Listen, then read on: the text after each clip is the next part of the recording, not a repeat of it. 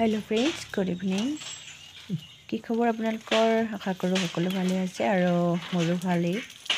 আৰু বহুত দিন ভিডিঅ' দিব পৰা নাছিলোঁ যিহেতু স্কুলৰ ব্যস্ততা আৰু এক্সাম চলি আছে স্কুলৰ, সেইবাবে ভিডিঅ' দিব পৰা নাই। তাকে আজি ছেটাৰডে বুলি সোনকালে আহিলোঁ, এক্সাম আছিলে আৰু তাতে টিউশ্যনো নাছিলে। অকণমান গছত পানী দিওঁ বুলি ভাবিলোঁ, তাকে বহুত দিন পানী দিয়া নাই আৰু খৰাং বতৰ গম পাইছে আৰু বস্তুবোৰ একদম চব্জিৰ পৰা ধৰি সকলোবোৰ পাণ তামোল কলোতে একদম শুকাই গৈছে। তাকে ভাবিলোঁ অলপমান পানী দি দিওঁ আৰু এইবোৰ কৰি মই ভালো পাওঁ অৱশ্যে।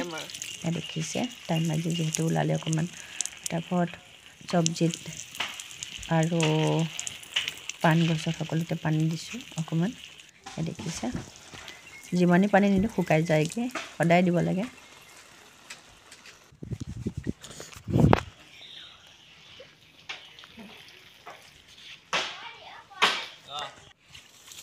আৰু পাইপডাল যিহেতু অলপ চুটি, ইয়াৰ আগফালে ঢুকি নাপায়, সেইকাৰণে টিঙতে নি পেলাই দিলোঁ আৰু বেঙেনা কেইজোপা দেখিছে ইমান ধুনীয়াকৈ উঠিছে।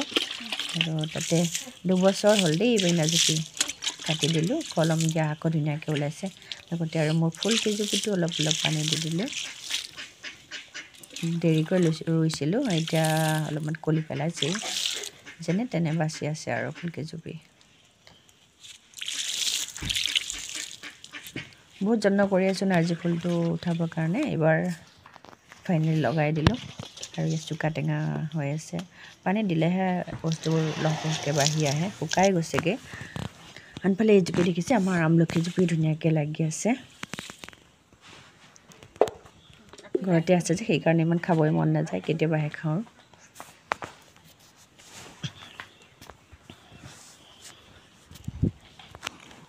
আগফালে এইবাৰ লাই শাকখিনিতো অলপমান দি দিলোঁ।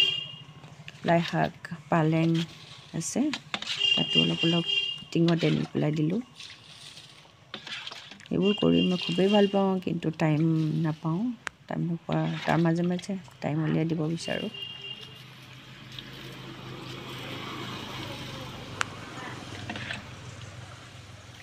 হ'বনে?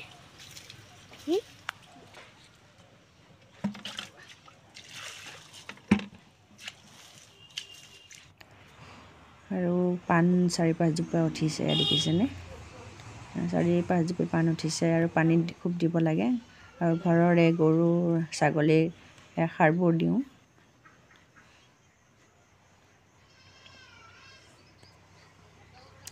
যিমানেই পানী দিয়া হয় সিমানেই পাণ গছ ভাল হয়।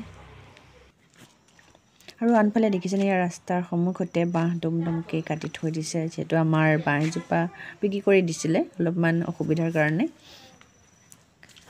ৰ'দটো নপৰে কাৰণে পুখুৰীৰ ছাইডে অলপমান অসুবিধাৰ কাৰণে কাটি দিছিলে, বিক্ৰী কৰিছে। ৰাস্তাত দম কৰি থৈছে, নিয়াহি নাই বাৰু।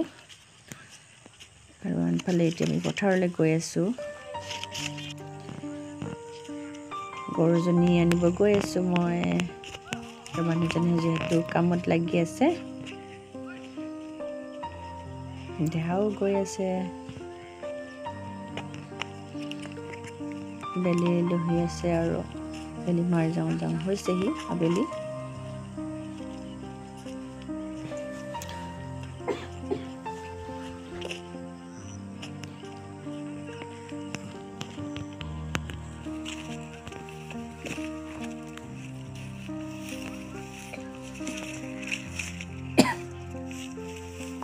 মই গৰু পাত খোৱাটো অকণ ভিডিঅ' কৰি দি আছোঁ। চাওকচোন বেলিৰ লহিয়াৰ একদম চিনেৰীটো খুবেই এটা মনোমোহা দৃশ্য লাগিছে। দেহা একদম তলি দিছে, দেখাই দিছে কি সুন্দৰ পৰিৱেশ। তাৰপিছত ধূনা ধূপ দি গধি একাপ লাল চাহৰ সৈতে এতিয়া খাব লৈছোঁ। আৰু লগতে মোৰ ভিডিঅ'টো ইমানতে সামৰণি মাৰিছোঁ ব্লগটো। আৰু কি দিম ভাবিলোঁ, বাই বাই।